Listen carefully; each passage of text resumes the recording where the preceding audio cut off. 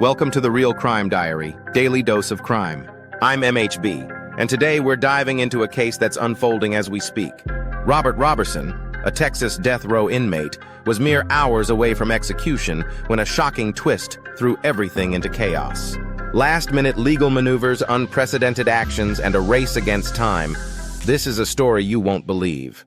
Let's turn back the clock to over 2 decades ago, when a tragedy unfolded that would lead to one of the most controversial death row cases in Texas history.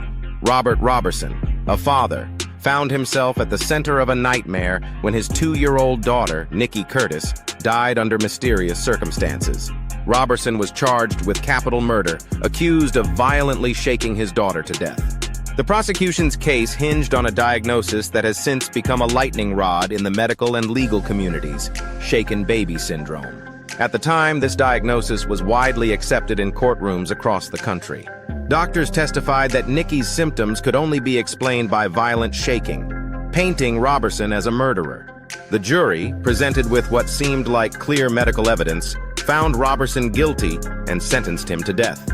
But as we'll discover, this case is far from straightforward, and the certainty of that conviction has been eroding ever since. As the clock ticked down to Robert Roberson's scheduled execution, the legal system erupted into a frenzy of last-minute maneuvers.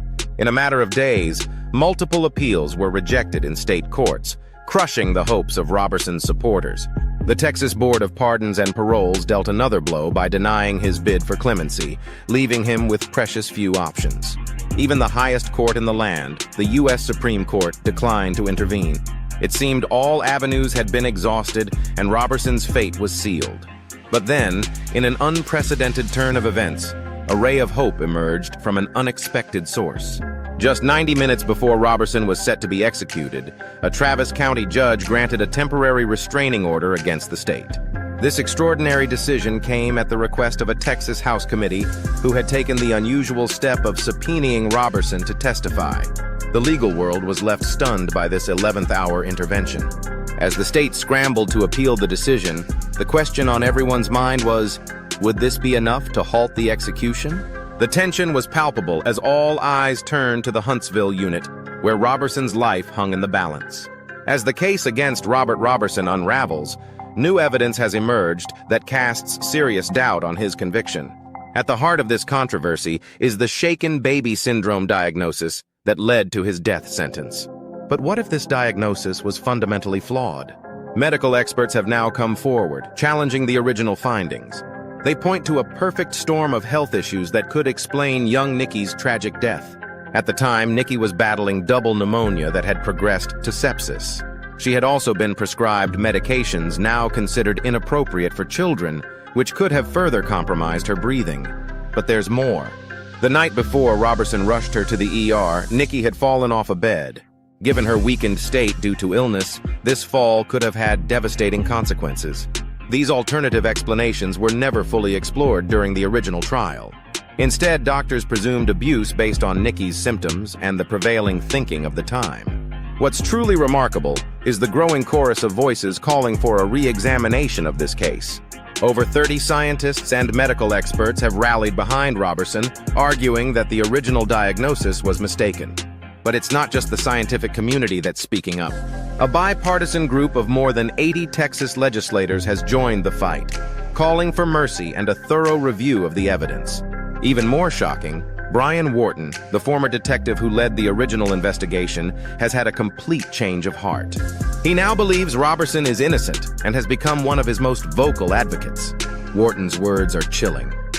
He's an innocent man, and we are very close to killing him for something he did not do.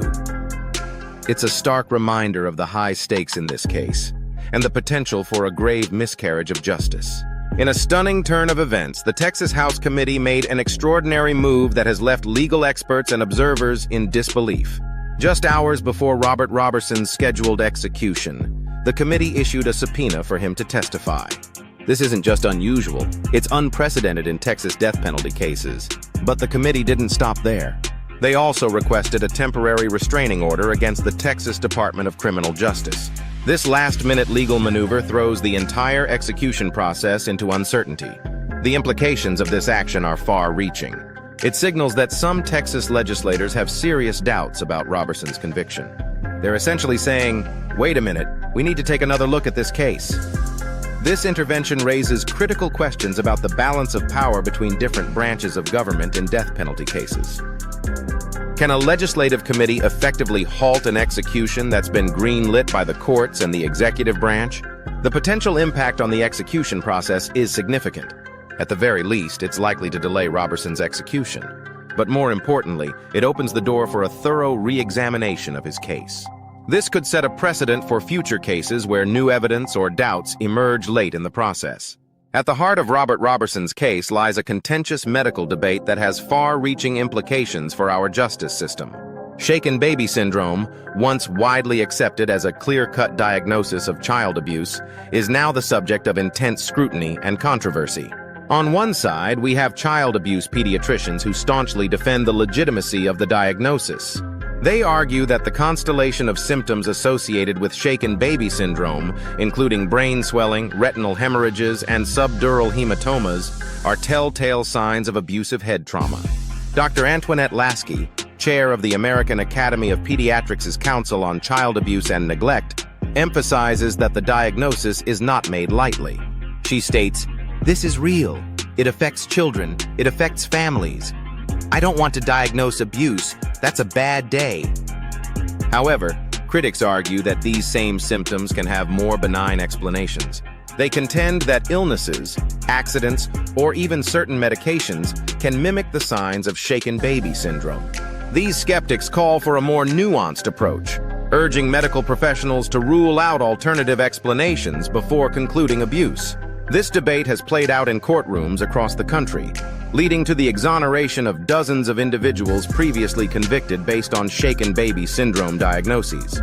Yet, the controversy persists, leaving us to grapple with a chilling question. How many others, like Robert Roberson, might be facing execution based on a potentially flawed diagnosis? The Roberson case shines a spotlight on some of the most pressing issues in our criminal justice system today. At its core, it forces us to confront an uncomfortable truth, the very real possibility of executing an innocent person. This case isn't just about one man's fate. It's a stark reminder of the irreversible nature of capital punishment. Once an execution is carried out, there's no going back. No chance to correct a mistake if new evidence comes to light. But it goes even deeper than that. Roberson's case highlights how scientific understanding evolves over time. What was once considered solid evidence can later be called into question as our knowledge advances. This is where Texas's junk science writ law comes into play. This law allows defendants to challenge their convictions when new scientific evidence emerges that wasn't available during their original trial. It's a crucial safeguard in a system where lives hang in the balance.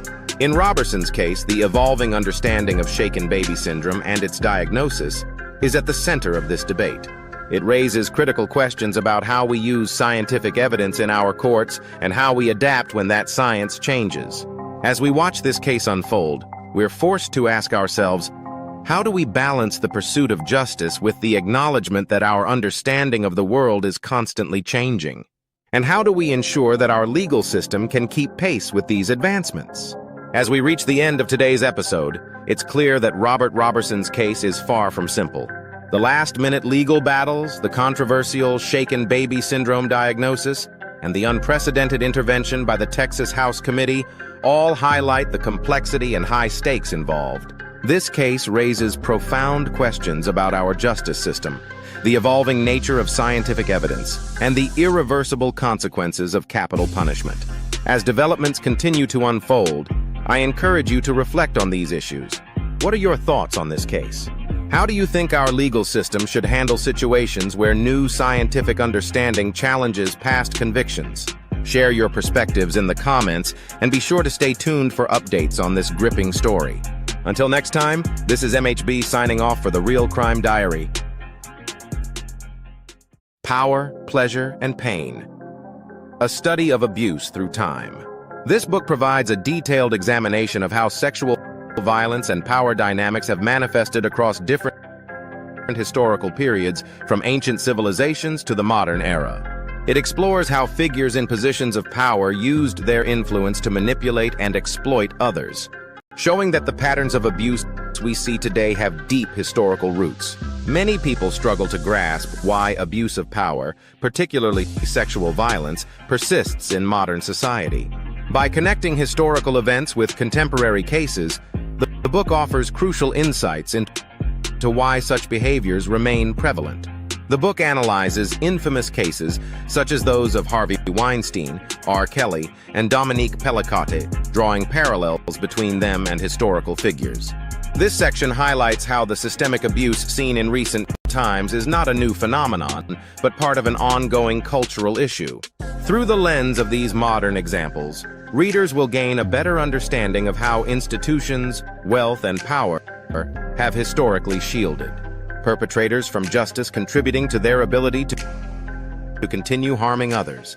The book explores the philosophy of libertarianism, particularly through the works of Marquis de Sade, to explain the disturbing ways in which pleasure, power, and cruelty have been intertwined.